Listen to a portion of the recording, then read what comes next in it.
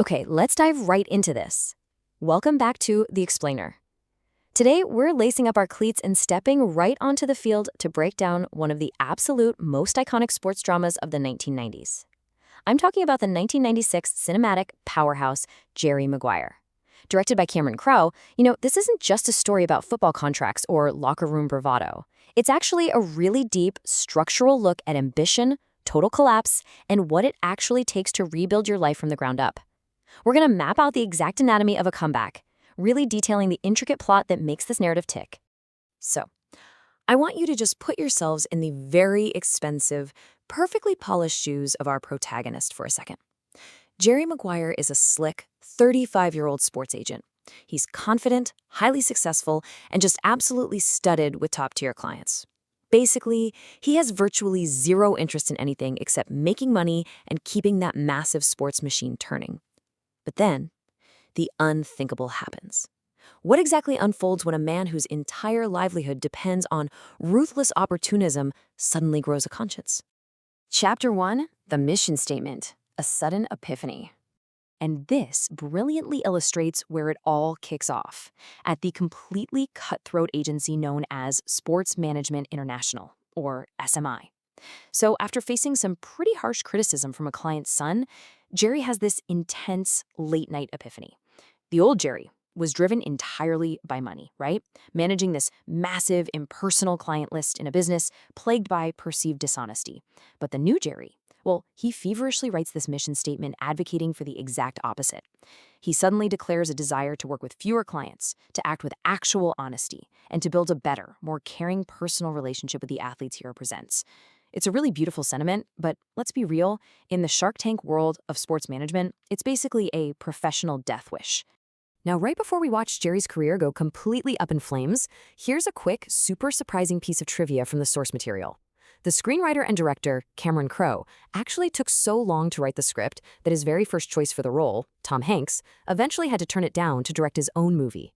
I mean, it's wild to imagine Hanks in this cutthroat role before Tom Cruise ultimately stepped in and gave us that career-defining performance, right? But okay, back to the heavy drama. Which brings us to Chapter 2, The Fall. Losing it all. Because yeah, Jerry's newfound conscience has some seriously devastating consequences. For his career, it's strictly the bottom of the ninth, and he is fresh out of timeouts. Let's walk through the sheer chaos of this downfall. SMI management doesn't just fire Jerry, they actually send his own protege, Bob Sugar, to do the dirty deed. And this sparks a frantic split-screen race as both men charge to the phones to call every single one of Jerry's clients. Jerry's trying to keep him, Sugar's trying to steal him. Amidst a looming nervous breakdown, Jerry leaves the office completely stripped of his empire. Get this, out of the entire company, only one person follows him out the door. Dorothy Boyd. She's a 26-year-old single mother who boldly quits her job to join his entirely unfunded new venture.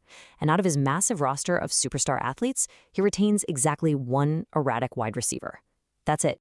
Now see, Jerry thought he had kept one superstar, this massive quarterback prospect named Frank Cushman, who was expected to be the #1 overall NFL draft pick. Frank's father literally looked Jerry in the eye and refused a signed contract, insisting instead on a handshake deal. He famously claims, "My word is stronger than oak." And wow, the bitter irony here is just staggering, because Jerry eventually discovers that Frank and his father were secretly persuaded to sign with Bob Sugar the very night before the draft. This absolute betrayal shatters Jerry's self-confidence and pushes him right to the brink. Moving right along to Chapter 3, Show Me the Money, a Desperate Lifeline. I mean, try to put yourselves in Jerry's position during this incredibly desperate hour. The superstar quarterback is gone. He's drinking. He's complaining about his fate. The literal only client he has left is Arizona Cardinals wide receiver Rod Tidwell, who happens to be fiercely unhappy with his current pay and is feeling totally unappreciated. Rod tells Jerry he'll stick with him, but he decides to test Jerry's resolve through this long tirade about his lack of a contract extension. He basically demands that Jerry do just one specific thing to prove his loyalty. And that thing is screaming, "Show me the money," while jumping up and down on the phone. With this unbelievable, true sports commentator energy, Rod Tidwell forces a completely desperate Jerry to repeat this line over and over again at the absolute top of his lungs just to keep his business. "Show me the money." It is a legendary, high-stakes moment of pure, unadulterated survival. Jerry manages to keep the client, but he has officially hit rock bottom. Chapter 4, Starting from Scratch, The Grueling Rebuild. So the crucial point here is how suddenly all these obstacles just start piling up all at once. First off, he breaks up with his emotionally unsupportive fiancée, Avery, which ends with her literally repeatedly punching him, knocking him to the floor, and calling him a loser. Rough, right? Second, in a massive financial gamble, Rod and his wife decide to reject a $1.4 million contract extension because the team cited an attitude problem and threw out a total lowball offer. Rod opts to play out his final year to become a free agent, which means if he gets injured, Jerry gets absolutely zero, nothing. And finally, with no money coming in, Dorothy realizes Jerry can't make payroll and decides she has to move to San Diego for a secure job with health benefits for her son, Ray. Terrified of losing Dorothy, who, by the way, he's actually struck up a pretty great friendship with, along with her young son, Jerry makes a wildly desperate move. He proposes to her.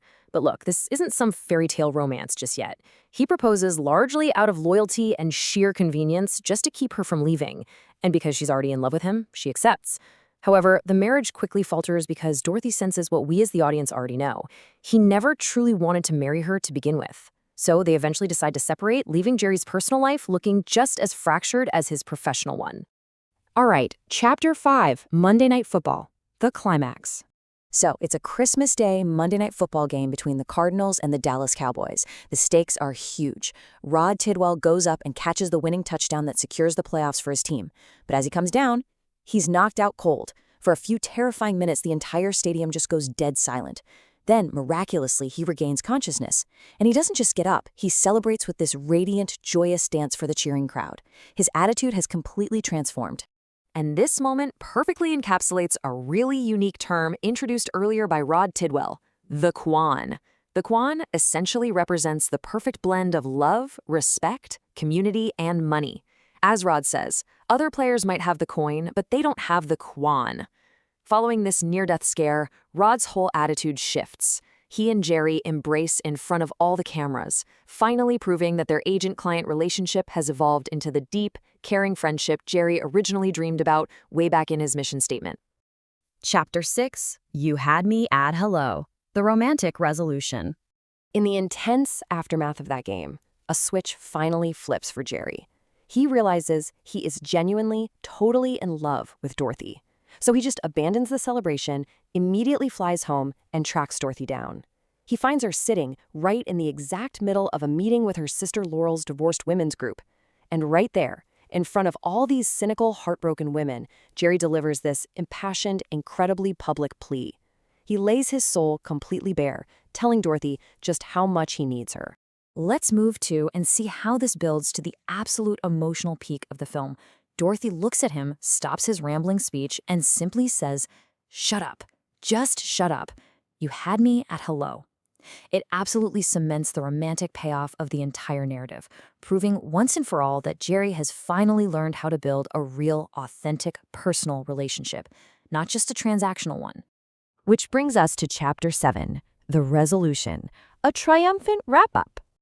Now, what's really interesting about this slide is the profound contrast it creates between massive financial success and pure, unadulterated human emotion. Jerry secures Rod a massive $11.2 million contract, which allows him to finish out his career in Arizona. But here's the thing. The money is no longer the sole focus. It's basically just a byproduct of doing things the right way. On the sports show Up Close, Rod learns about the contract. And despite promising he wouldn't cry, he just breaks down sobbing right on national television. He thanks his family, his fellow players, and most importantly, he thanks Jerry Maguire. The story concludes with Jerry, Dorothy, and her son Ray walking happily in this beautiful, sunlit field. Jerry notices Ray has a really strong throwing arm, and they casually discuss his future in baseball. It's just a remarkably quiet, peaceful ending for a man who started this whole story moving at 1,000,000 miles an hour. Jerry Maguire is truly a masterclass in narrative structure. It shows us exactly what it costs to tear down a dishonest life and rebuild it with actual integrity.